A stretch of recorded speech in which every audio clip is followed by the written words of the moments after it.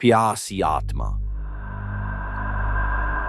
ये कहानी दो बहनों रिया और सिया की है जो बचपन से ही एक दूसरे से बेहद प्यार करती थी। उनका बचपन एक साथ गुजरा। उनके पिता नौकरी के लिए शहर से बाहर चले गए और उनकी माँ जो पहले उन्हें संभालती थी धीरे धीरे जुए और शराब की आदी हो गई।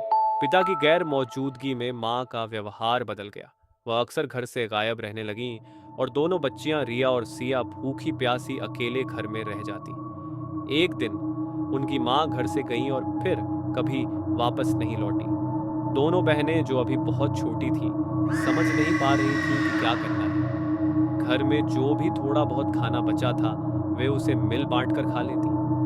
घर बाहर से ताला बंद होने के कारण वे किसी से मदद भी नहीं मांग सकती थी। माँ के वापस न लौटने के कारण एक हफ्ता बीत गया। भूख और अकेलेपन ने दोनों बहनों को तोड़ दिया। वे पानी पीकर अपना गुजारा कर रही थी, लेकिन कुछ दिनों बाद पानी की सप्लाई भी बंद हो गई। घर का फोन कनेक्शन और बाकी सुविधाएं बिल न भरने के कारण पहले ही कट चुकी थी। भूख और प्यास से जूझते हुए दोनों बहनें धीरे धीरे कमजोर होने लगी। आखिरकार कई दिनों तक भूख से तड़पकर उनकी मौत हो गई।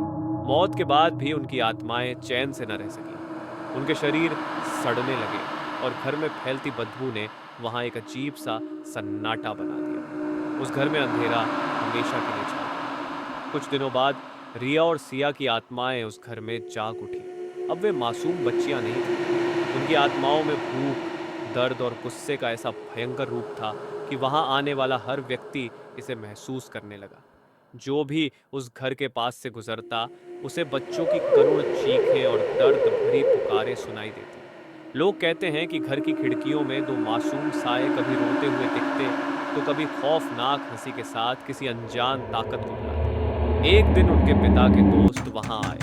दरवाजे से आती गंध ने उन्हें बेचैन कर दिया। जब उन्होंने दरवाजा खोलने की कोशिश की तो ऐसा लगा जैसे किसी ने अंदर से दरवाजा कस कर पकड़ रखा हो। उन्होंने पुलिस की मदद ली।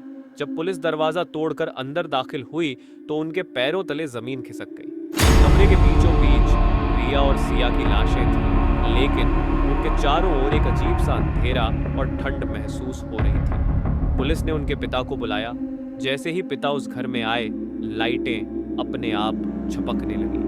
कमरे से धीमी धीमी हंसी और गूंजती आवाजें आने लगी। पापा, हमें क्यों छोड़ा?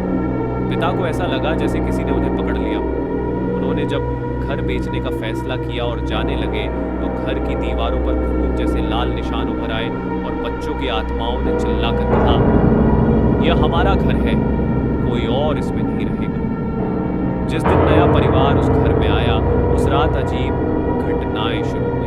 घर के शीशों पर बच्चों के हाथों के लाल निशान दिखते, खिड़कियों से आती सिसकियां और चीखें सुनाई देती। एक रात नई मालकिन ने रसोई में रोटी बेलते हुए किसी को धीरे से कहते सुना, हमें भी भूख लगी है। जब उन्होंने पलट कर देखा तो दो बच्चे सड़े गले चेहरे के साथ उनके सामने खड़े थे। उस घर में जो भी रहने आता अगले ही दिन वहां से भाग जाता। धीरे धीरे वह घर वीरान हो गया। अब लोग कहते हैं कि रात के समय वहां से बच्चों की रोने और चीखने की आवाजें आती हैं। कोई भी उस घर के पास जाने की हिम्मत नहीं करता। वह घर अब सिर्फ एक मकान नहीं बल्कि भूतिया जगह बन चुका है, जहां दो पापी आत्माएं अपने दर्द और उस घर का अंधेरा आज भी हर आने जाने वाले को याद दिलाता है कि इंसानी गलतियां आत्माओं को कभी चैन से नहीं जीने देती।